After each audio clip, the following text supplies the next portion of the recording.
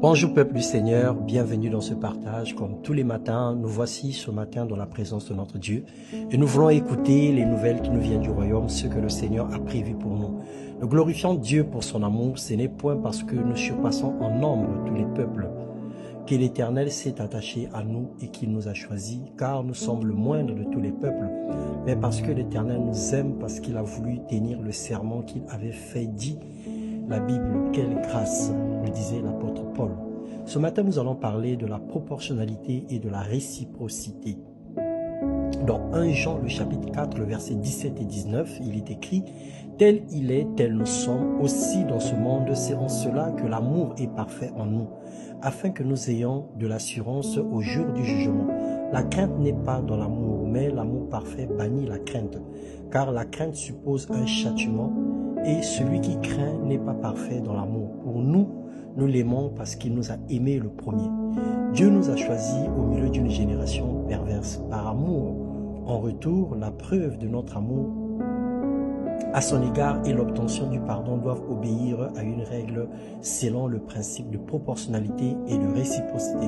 Autrement dit, pour tout ce que le Seigneur a fait pour nous, alors nous sommes obligés d'obéir à deux petites règles.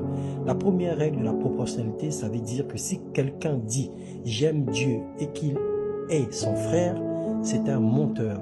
Car celui qui n'aime pas son frère qu'il voit, comment peut-il aimer Dieu qu'il ne voit pas? Et nous avons de lui ce commandement que celui qui aime Dieu aime aussi son frère. 1 Jean 4, le verset 21, la proportionnalité. Alors que le Seigneur nous a aimés, nous devons également aimer les autres de la même manière. C'est-à-dire avoir une relation horizontale, une parfaite relation, un bon rapport entre nous les humains, avant de garantir la relation verticale, le bon rapport entre l'homme et Dieu. Donc la relation de vis-à-vis avant la relation de la terre vers le ciel. Le deuxième cas, c'est la réciprocité.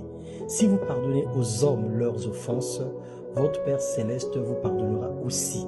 Mais si vous ne pardonnez pas aux hommes, votre Père vous ne pardonnera pas non plus vos offenses. Matthieu 6, 14 à 15. Vous avez appris qu'il a été dit, tu aimeras ton prochain et tu haïras ton ennemi. Mais moi, je vous dis, aimez vos ennemis, bénissez ceux qui vous maudissent, bénissez ceux qui vous maudissent, faites du bien à ceux qui vous haïssent, priez pour ceux qui vous maltraitent et qui vous persécutent. Si vous m'aimez, si vous aimez ceux qui vous aiment, quelle récompense méritez-vous? Et si vous saluez seulement vos frères, que faites-vous d'extraordinaire? Les païens aussi n'agissent-ils pas de la même manière? Alors, bien-aimés dans le Seigneur, c'est là la réciprocité.